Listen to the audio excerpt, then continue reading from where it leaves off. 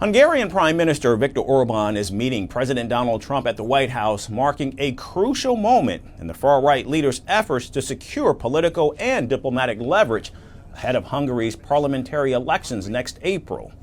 Prime Minister Orban's visit, which is his first since President Trump's return to office, comes as he seeks two major outcomes: a potential exemption from U.S. sanctions on Russian energy and President Trump's agreement to visit Budapest before Hungarians head to the polls.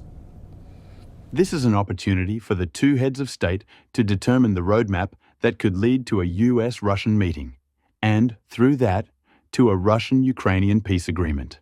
According to officials in Budapest, the Prime Minister will propose hosting a new peace summit between Trump and Putin, possibly in the Hungarian capital.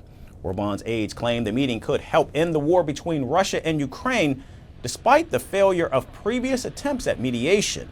However, President Trump's team has yet to confirm whether such a summit would actually move forward.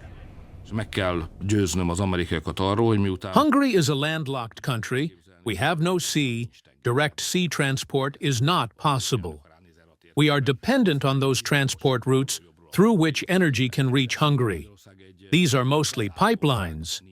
There are also power lines, of course, that is another thing, and we have to adapt to these pipeline systems, or we will not have energy.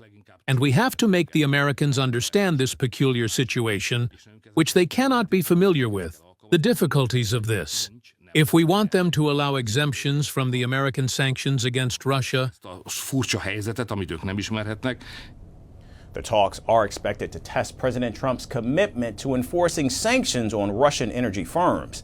In October, the U.S. Treasury sanctioned Lukoil and Rosneft, freezing their assets and threatening penalties for any foreign institutions that continue doing business with them.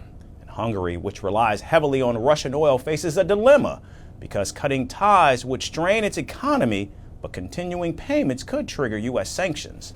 In fact, Hungary had previously secured an exemption from European Union sanctions against Russian energy using Orban's veto power in Brussels. And now he hopes to reach a similar arrangement with Washington, but the Trump administration has made clear that it expects Europe to end dependence on Russian oil and gas.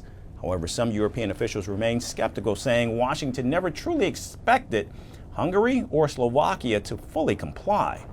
Now at home, Orban faces his toughest challenge yet in over a decade. His rival leads in several opinion polls ahead of the April elections, and analysts say that the Hungarian leader's foreign trips and high-profile meetings are designed to shift attention from domestic economic troubles and governance controversies. Orban is hoping to leave Washington with something that shifts his political standing, be it sanctions relief, a Trump endorsement, or simply a photo op.